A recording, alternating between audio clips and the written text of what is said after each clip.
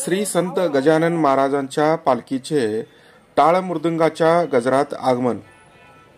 महापालिकेने केले उत्साहात स्वागत। शेगावचे श्री संत गजानन महाराजांची एकमेव पालखी आषाढी वारीसाठी पंढरपूर येथे सोलापूर शहरातून जातात। पालखीचे उत्साहाने स्वागत। आज शहरात रूपाभवानी चौकात आगमन झाल्यानंतर महापालिका प्रशासनाच्या वतीने अतिरिक्त आयुक्त संदीप कारंजे, अतिरिक्त आयुक्त रवी पवार यांनी स्वागत केले।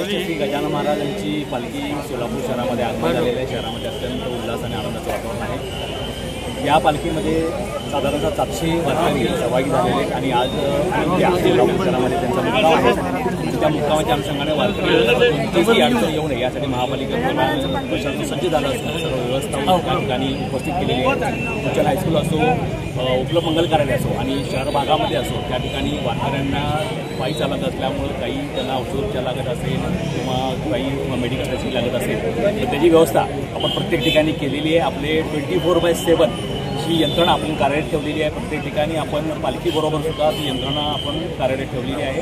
त्यामुळं त्या वारकऱ्यांना कुठलीही अडचण होईल असं मला वाटत नाही। आणि तसेच सोलापूर शहराची स्वच्छता विचार घेतला तर ती पण आज 2 दिवस पालखीचा मुक्काम आहे। नागरिकांची मोठ्या प्रमाणात त्या ठिकाणी दर्शनाची रीळ लागणार आहे। त्यासाठी आवश्यक त्या सर्व व्यवस्था महापालिकेच्या माध्यमातून करण्यात आलेल्या आहेत। त्याचबरोबर विद्युत व्यवस्था असेल, पिण्याच्या पाण्याची व्यवस्था असेल, त्या व्यवस्थासुद्धा आपण या 2 दिवसाच्या कार्यकालात नियोजन केलेलं आहे। पालखी सोलापूर शहरामध्ये आगमन झालेले आहे। पोलीस विभागाकडून सर्व पद्धतीने आणि मुक्कामीचे ठिकाण सर्व ठिकाणी बंदोबस्त लावण्यात आलेला आहे। सर्व जनताला आव्हान आहे त्यांनी काही गडबड न करता आरामात त्यांनी जाऊन दर्शन घेऊन आशीर्वाद घ्यावा। पोलीस प्रशासनाकडून पूर्णपणे बंदोबस्त लावण्यात आलेला आहे। काय यंत्रणा आपण दिवसपाळी रात्रीपाळी असं दोन्ही डिवाईड करून बंदोबस्त लावण्यात आलेला आहे। ट्रॅफिक विभागाच्या आणि पोलीस स्टेशनमधून पण मॅनपॉवर लावण्यात आलेला आहे।